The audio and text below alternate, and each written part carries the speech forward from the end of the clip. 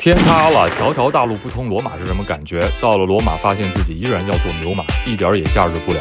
每个月的第一个星期天是罗马各大景点的免票日。本来盘算着是要把资本主义的羊毛薅回本，但是计划赶不上变化，当天公交全部停运，还到处封路。旅行的意义不在攻略里，于是一天走了3万步逛罗马，甚至还去了梵蒂冈。本次罗马之行最在计划之内的是头一天的飞机准点到达，然后坐地铁一大早来到斗兽场。哇，好多人啊！今天免门票啊，大家可以看这个竞技场前面排队的人，我去，这个排了可能2公里吧。小红书的攻略说去另外一个地方排门票会更快一点啊，我们去看看。真是失策了，这边也感觉排了2公里啊，我去！这个队伍不会排到下午要关门了，那还没排到吧？拿到票了啊，这个票上写的是12点20才能进这个斗兽场。问清楚啊，这个队伍呢是排的罗马广场的进去的这个队伍，流程就是你先拿票，然后再来排这个队。看到这几个柱子啊，就是马上要进去了啊，终于排队进来了。古罗马广场包括了一些罗马最古老与最重要的建筑。条条大路通罗马，现在就站在罗马中心的中心。迎面而来的是塞维鲁凯旋门，见证了塞维鲁皇帝及其2个儿子远征波斯的辉煌。金色里程碑，这块著名的石碑就是谚语条条大路通罗马的由来，因为据说罗马帝国所有的道路啊都被认为是从这块石碑开始的，道路的所有距离都是根据石碑的那个点测量出来的。往回走，来到圣玛利亚古教堂，这座天主教圣母教堂长期以来一直是通往帕拉蒂尼山的重要通道。登上台阶，整个古罗马广场的风貌尽收眼底。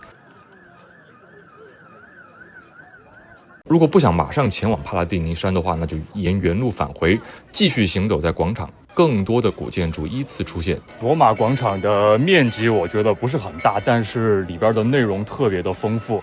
如果是喜欢罗马文化的朋友到了这个地方的话，我觉得至少得半天的时间才能逛完。如果是对罗马文化不了解或者是不喜欢这种名胜古迹的人到这儿的话，可能看着就是一堆石头。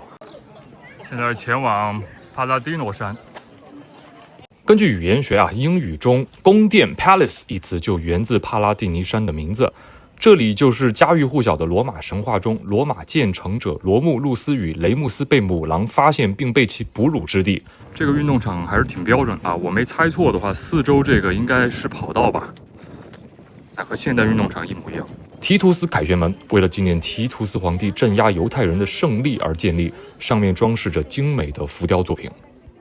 从这里就出景区了，然后我们就去斗兽场。不敢想有多少人在排队啊！12点20的票，感觉得提前点去。我去，朋友们，斗兽场前面领票的队伍啊，现在快12点了，感觉还是一个2000米的长队啊！千万别在这儿领啊！提前15分钟进来。罗马斗兽场也叫竞技场、决斗场，这个景点不用多介绍了吧？游览北京啊，不可能不到长城；游览罗马，不可能不到斗兽场。它的环形外墙和拱门造型早已经深入人心。我进来之后看到的第一眼啊，还是觉得好震撼啊！一个极其庞大的圆形出现在眼前。其实我更好奇的是它下边的空间，就是地宫。因为是免票日啊，所以没有参观地宫的票。但是如果能参观的话，我还是很推荐去的。因为直到2010年。斗兽场的地宫才正式面向公众开放的一小部分，我想那个才是感受斗兽场的精髓所在吧。不知能否闻到猛兽和人血气味混杂的浑浊空气，听到贵族的喧闹和决斗士的咆哮。真的好想去地宫啊！因为其实排队那么长时间，斗兽场呢也逛不了多久，人挤人啊，人山人海，就是围着走了一圈。斗兽场20分钟就逛完了啊！现在坐车去梵蒂冈。外边是君士坦丁凯旋门。天塌了！今天罗马到处在封路，没有公交车运行，只能走路去梵蒂冈了。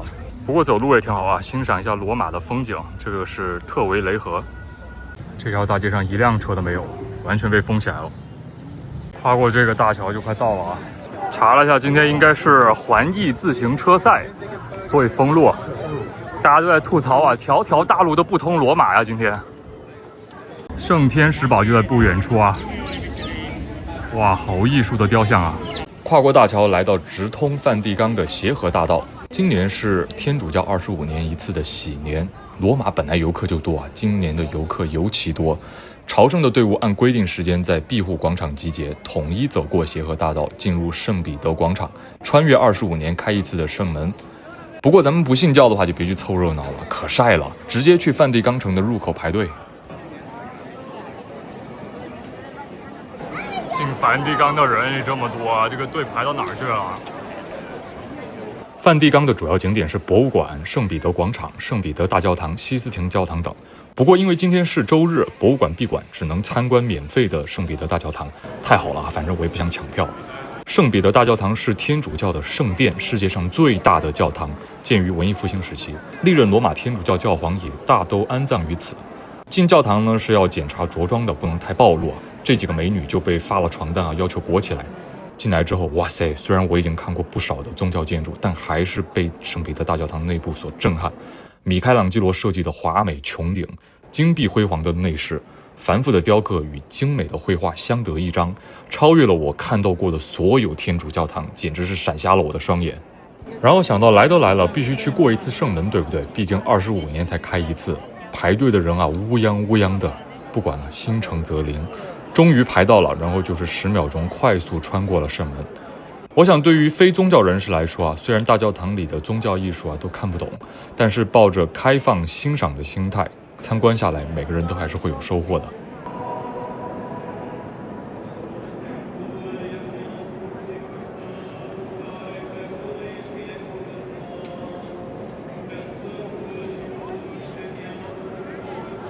离开梵蒂冈之后，沿着协和大道就到达圣天使堡，于是立即加入今天的免票队列中。圣天使堡首先是被当作要塞使用，然后是监狱，最后改建成一座华丽的教宗宫殿，现在是博物馆，已经快有2000年的历史了。城堡在罗马假日里曾经出境，当了奥黛丽·赫本和格里高利·派克的背景板。登上圣天使堡的高层，可以俯瞰美丽的罗马市景，正前方是圣天使桥，不远处则是伊曼纽尔二世桥。登上顶层的大平台，持剑的大天使米迦勒俯视着众人。无敌的全景视野里，圣彼得大教堂庄严又辉煌。罗马城在日光的照拂下，散发出一种永恒的光辉。真心推荐下午特别是在快要落日的时候来圣天使堡，那个时候会更加的感受到罗马城的神性。离开圣天使堡，索性走路去著名的特雷维喷泉，也就是许愿池。8点的罗马依然亮如白昼，许愿池的人实在太多了，别许愿了，钻紧钱包赶紧走吧，别被偷了，不如回家拜妈祖呢。继续走回斗兽场坐地铁，在夜色和灯光下，那些白天死气沉沉的古建筑仿佛活了过来，重新披上了帝国的荣光。我瞬间理解了永恒之城的含义，就好像中国人向往大唐盛世在西安的夜景中徜徉一样。